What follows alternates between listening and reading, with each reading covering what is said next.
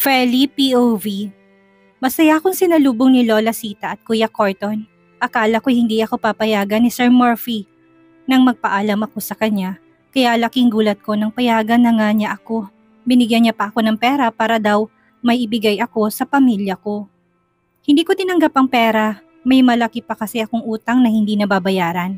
Pero hindi ito pumayag. Hindi lang gwapo si Sir Murphy. Napakabait pa nito. Yun ang napatunayan ko bawat araw habang nasa mansyon ako. Kinuha ni Kuya Corton ang kamay ko at nilagyan ng pera. Pasensya ka na, Feli ha. Yan lang ang naipon ko simula na umalis ka. Maliit lang yan pero sana ay makatulong. Nagpasalamat ako sa kanya. Hindi ito maliit na tulong. Para sa akin ay malaking tulong na ito para mabawasan ang utang ko kay Sir. Hindi ko nga lang alam kung hanggang kailan ako magbabayad. Hindi naman kasi biro ang halaga ng 1,000,000. Kamusta ng kalagayan mo, Feli? May naalala ka na ba? Umiling ako sa pinsan ko. Wala pa, Kuya Corton, pero hindi naman ako nagmamadali na makaalala. Wala naman sigurong special sa nakaraan ko. Bukod sa inyo ni Lola, hindi ba? Inalog-alog nitong balikat ko. Hindi yan totoo. Marami kang dapat malaman at maalala sa nakaraan mo. Hindi dapat ganitong buhay mo ngayon, Feli. Balisang wika nito. Naguguluhan na tumingin ako sa kanya. Si Lola naman ay tahimik lang na nakikinig sa pag-uusap namin. Napansin ko na mamula-mulang mata nito. Nabigla ako nang yakapin ako ni Lola.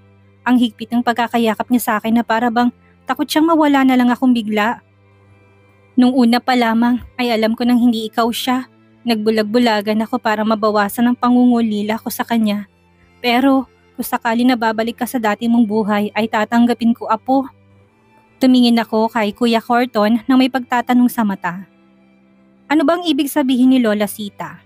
Sa dati kong buhay? Ano bang buhay na meron ako dati? Yun ang katanungan sa isip ko na hindi mawaglit hanggang sa makabalik ako sa mansyon. Bakit ang weirdo yata ng mga tao ngayon? Simula nang tanungin ako ni Sir tungkol sa kiss mark sa leeg ko ay napansin kong maging siya'y tila iniiwasan na ako. Nagkakausap naman kami pero sa tuwing kailangan lang. Oo, nakakalungkot pero mabuti na rin siguro yun para sa akin. Ang trabaho ko na lang ang pagtutuunan ko ng pansin at hindi ang nararamdaman ko. Para magtagal ako dito ay kailangan kong mag-ingat na, lalo na't may nakakaalam ng sekretong nararamdaman ko. Umiiwas din ako kina Aling Babot at Ate Rose. Paano ay palagi nila akong tinutokso kay Sir Murphy? Hindi nga nila ako sinusumbong pero katakot-takot na panunuksong inaabot ko sa kanila. Parang natutuwa pa sila na malamang may gusto ko sa amo namin. Abala ko sa pagpapakain kay Marcus. Nang may ilapag na box, si Sir Murphy sa harap ko. Use that, Feli. Regular na akong papasok sa office kaya kailangan na may contact tayo aside from telephone. Ikaw ang nani ng anak ko kaya obligasyon mong i-report sa akin ang mga activities na ginagawa niya. Namilog ang labi ko na makita na Apple brand ang binigay niya sa akin. Sa pagkakaalam ko ay latest model to ng cellphone at hindi basta-basta ang presyo nito. Sa katunayan ay ganitong klase ng phone ang masakit sa mata, lalo na sa mga snatcher. Sir, okay na ako sa di-keypad lang. Basta natatawagan, mahal yan eh.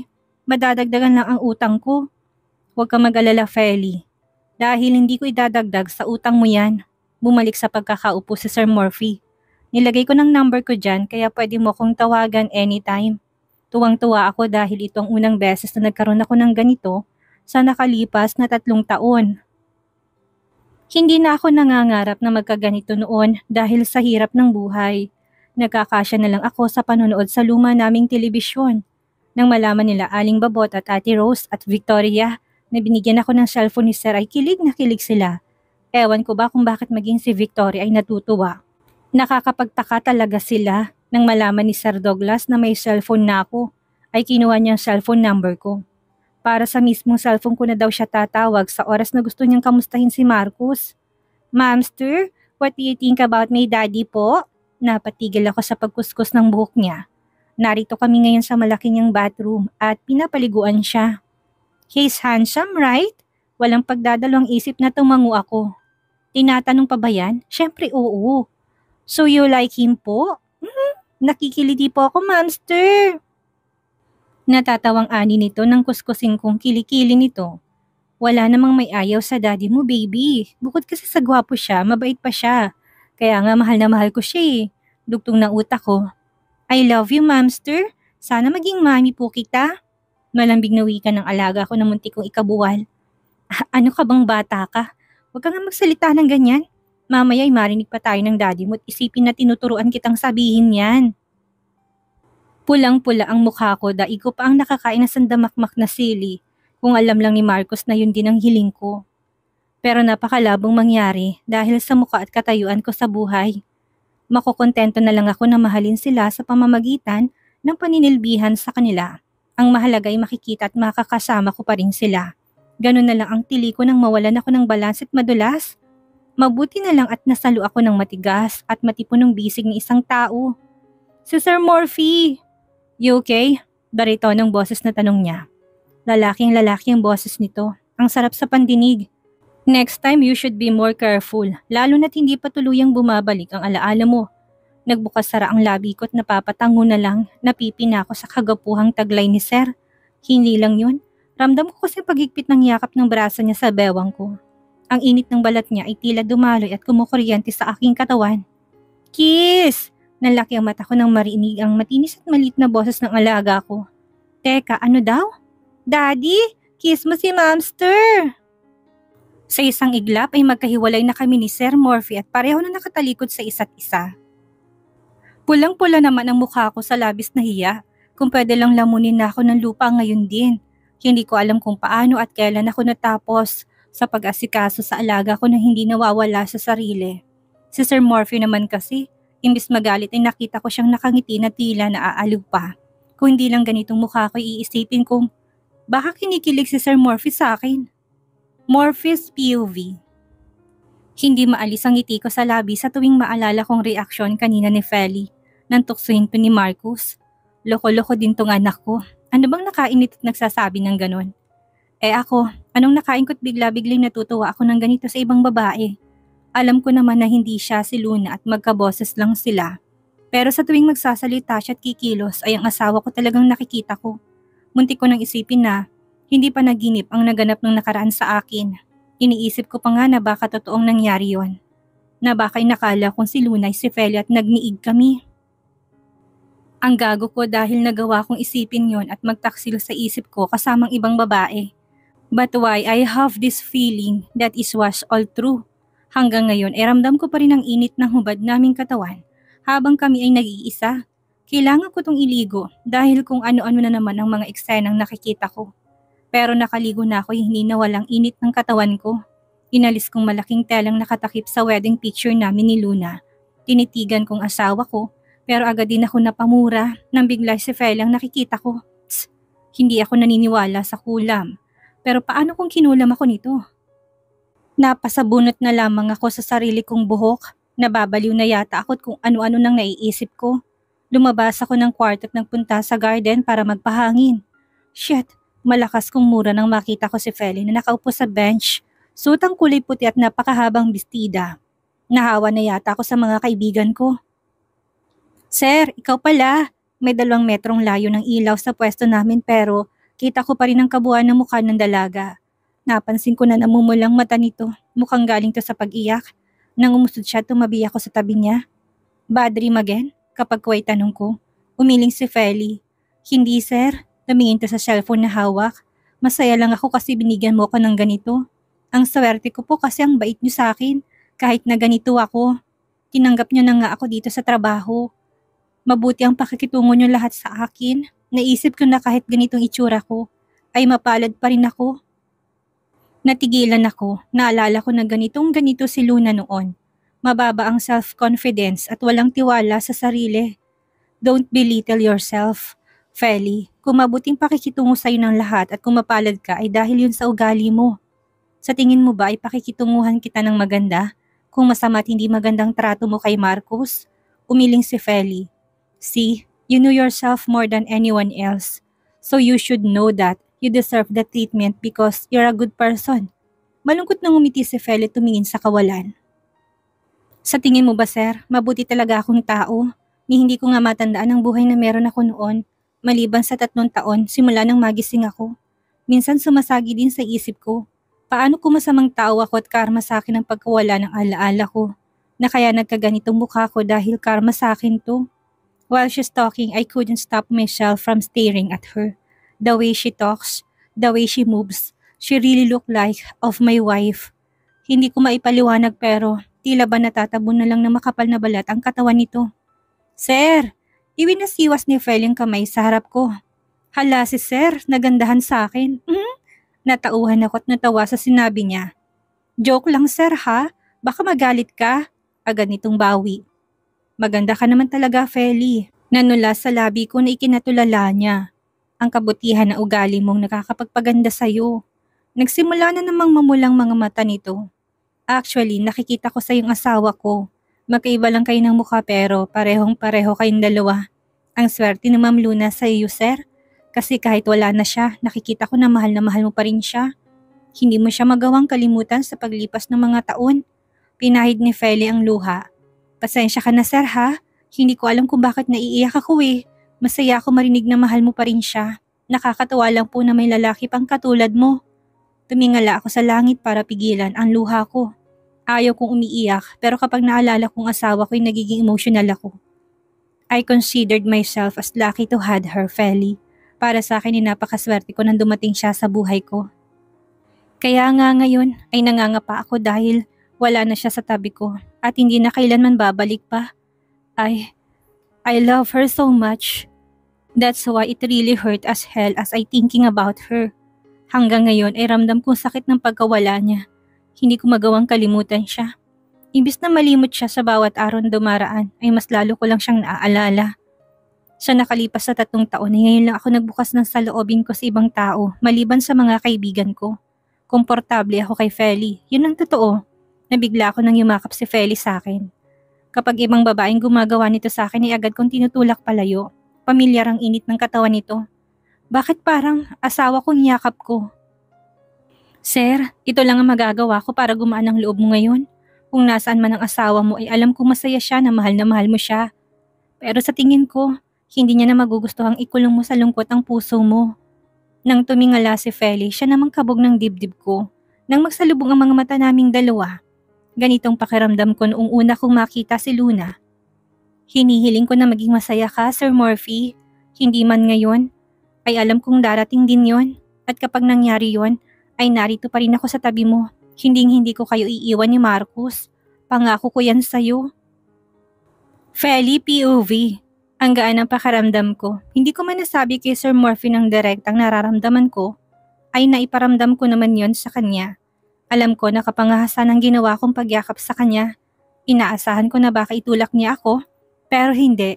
Hinayaan niya ako, kaya naman ang saya ko. Biglang sumulpot si Aling Babot sa harapan ko at hinila ako sa kamay. Hinila niya ako hanggang sa labas kung nasaan si Sir Murphy habang may kausap na 2 matanda. Hindi mo man lang ba kami patutuloyin, Mr. Del Rio? Tanong ng may edad na lalaki. Sa kabila ng katandaan ay matikas pa rin ang pangangatawan nito. Ewan ko ba pero katulad ng nararamdaman ko nang makita ko si Nancy at Sydney ay hindi ko rin gustong 2 matandang ito. Walang espasyong taong katulad niyo sa loob ng pamamahay ko, Mr. Aquino. Ano na naman ang ipapakiusap niyo sa akin ngayon? Bumaling si Sir Murphy sa matandang babae. Well, whatever it is, save it because I don't want to hear it. Makakaalis na kayo. Lumuhod ang 2 sa harap ni Sir Murphy. Bakas ang pagmamakaawa sa mukha ng 2. Ang kaninang mukhang mapagmataas na ekspresyon ng 2 ay nawala. Nagmistulang asong mga to na handang nilaan ang paa ng among kaharap. Nagmamakaawa kami sa iyo, Mr. Del Rio. Huwag niyo nang gipitin ang kumpanya namin. We were too old para pahirapan mo pa. Do you think I care? Putol ni Sir Murphy sa matandang lalaki. Kulang pa lahat ng yan sa ginawa niyo sa asawa ko. Dahil na naman kay Luna? Biglang pag-hysterical ng matandang babae.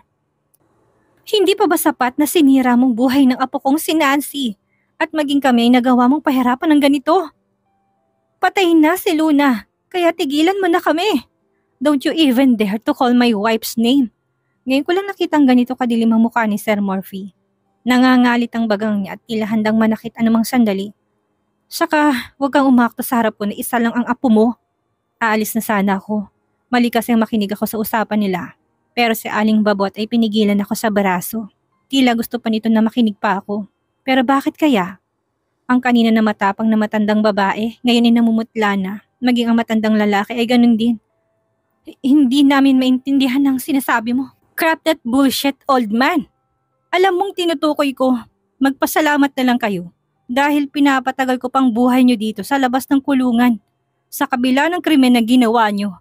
But soon, you three will be there with your beloved witch granddaughter. Walang emosyong wika ng amo namin. Mr. Del Rio, maawa ka. Pinagsisisihan na namin ang lahat ng ginawa namin. Nagsimulang magpumiglas ang dalawang matanda nang hawakan to ng mga guard para palayasin. Bitawan niyo kami, Mr. Del Rio!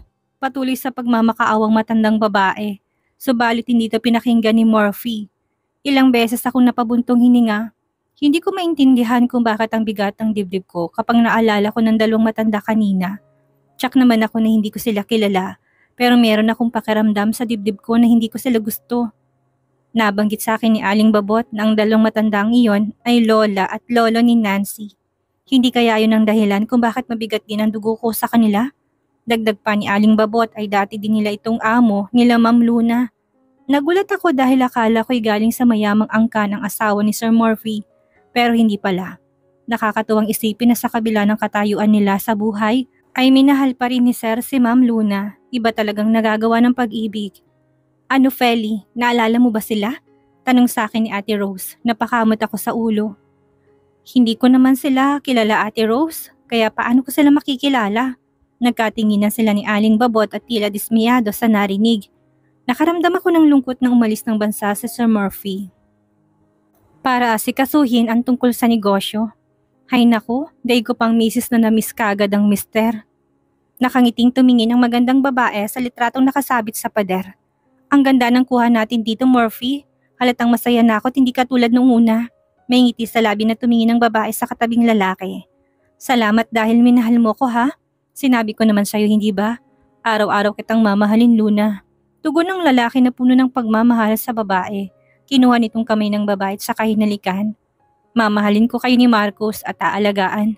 I love you. Nakangiting wika ng lalaki bago sinakop ang labi ng babae. Napabalikwas ako ng bangon, puno ng luha ang mukha ko. Gulong-gulo ang utak ko, hindi na malabong panaginip ko ngayon. Kitang-kita ko ng mukha ng dalawang tao sa pagkakataong ito. Hindi ko kilalang napakagandang babae, pero tinawag siyang Luna. Ang labis na ikinatataka ko ay bakit nakita ko din si Sir Murphy. Bakit lumuluha ako? Bakit ganitong pakiramdam ko? Bakit pakiwari ko yung nangyari talagang eksenang yun?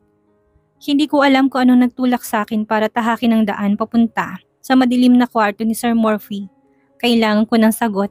Sa panaginip ko, itsak ako na nasa kwarto ni Sir Murphy na ganap ang eksenang yun. Naaalala kong itsura ng kwarto ni Sir nung may nangyari sa amin. Wala sa Sir Murphy ngayon pero grabe pa rin ang kaba sa dibdib ko. Alam ko kasi na mali ang gagawin kong pagpasok dito nang walang pahintulot. Dahil hindi nakalakang pinto'y nakapasok ako. Katulad nung una kong naramdaman na makapasok ako dito, hindi ako mapaliwanag. Ang nararamdaman ko, pamilyar sa akin ang kwartong ito kahit nung una ko palang itong pumasok dito. Napakong mata ko sa dingding kung saan ay merong tela na nakatakip sa isang bagay. Sa nanginginig na kamay ay hinawi ko ang tela. Ganon na lang ang panlalaki ng mata ko nang bumungad sa mata ko ang napakalaking wedding picture na pamilyar sa akin. Nakaramdam ako ng sobrang pananakit ng ulo ko hanggang sa napaluhod ako sa sobrang sakit. Parang hinahati ang ulo ko at parang mamamatay ako sa sakit. Luhan ako nagangat ng tingin. Murphy, sambit ko sa pangalan ng asawa ko sabay hagulhol ng malakas. Para akong bata na humahagulhol ng malakas habang nakahiga sa malaki naming kamang mag-asawa. Malinaw at naaalala ko ng lahat ngayon. Ako si Luna, ang asawa ni Murphy at ina ni Marcos. Napuno ng labis na pangungulila at sakit ang puso ko. Sa loob ng 3 taon, ako ang dahilan kung bakit naging malungkot ang buhay ng mag-ama ko. Malinaw na sa akin kung bakit napakagaan ang loob ko kay Marcos, kung bakit handa akong protektahan siya at alagaan. Dahil siya palang anak ko. Malinaw na rin kung bakit minahal ko kaagad si Murphy. Nang una ko siyang masilayan, dahil hindi nakalimot ang puso ko. Mas lalong lumakas ang pag-iyak ko nang maalala ang mga sinabi ni Murphy sa akin. Kung gaano niya pa rin ako kamahal kahit ang buong akala nito'y wala na ako sa mundo. Napakaswerte ko dahil hindi nagbagong damdamin niya para sa akin. 3 taon din ang nasayang. At kasalanan lahat yon ni Sydney at Nancy. Naalala kong lahat ng ginawa nila sa akin. Dahil sa kanila ay muntik nang mawalang anak ko. Magbabayad sila sa batas. Hindi ako makakapayag na hindi nila harapin ang parusa nila pagkatapos ng ginawa nila sa amin. Hindi lang ang pamilya kong sinira nila, maging ang muka at katawan ko. Nanikip ang dibdib ko na maalala ang ginawa ni Nancy sa nanay ko. Hindi ako makapaniwala na nagawa niya yon sa kabila ng edad niya. Napakasama nila ni Sydney. Hindi ko sila mapapatawad. Hayop ka, Sydney. Hindi ko rin palalagpasin ang pananakit mo sa anak ko at sa pagtatangka mong kunin sa akin ang asawa ko. Pinuntahan ko sa kwartong anak ko habang mahimbing ang tulog nito ay ako naman ay lumuluha na nakayakap sa kanya. Anak, salamat naman at ligtas ka. Mahal na mahal ka ni Mommy. Humahagulhol at emosyonal kong sambit. Bumalik na ako. Marcos, anak ko. Hindi naaalis pa si Mommy sa tabi mo. Naluluha ako habang nakatingin sa 3 babaeng nasa harapan ko. Sina Aling Babot, Ate Rose at Victoria. Salamat nga pala sa pagbabalik sa akin ng kwintas na binigay ni Nanay, Aling Babot, Ate Rose. Nilapitan ko naman si Victoria at nilagay sa kamay niya ang singsing. Binabalik ko na sa'yo. Hindi mo na ako kailangang bayaran pa dahil sapat na sa akin na kinaibigan mo ko sa kabila ng kapangitan ko. Parehong umawang ang labi nilang 3 habang nakatingin sa akin. Salamat sa inyo ha. Ngayong alam ko na kung bakit ang weirdo niyo nitong nakaraang buwan. Tinutulungan niyo lang pala ako na bumalik ang alaala ko. Luna! Tawag nila sa akin na marinig ang sinabi ko. Para pa silang bata na umiiyak at tumakbo para yakapin ako. O Diyos ko, maraming salamat naman at bumalik ng alaala mo. Nawawalan na kami ng pag-asa na baka bumalik ang alaala mo. Kaya nagpapasalamat ako sa Diyos dahil nagbalik ka na talaga sa amin. Emosyonal sa wika ni Aling Babot. Makakatulog na ako ng maayos sa gabi dahil buhay ka talaga, Luna. Maging si Victoria walang patidang luha. Luna, namiss ka namin ng sobra.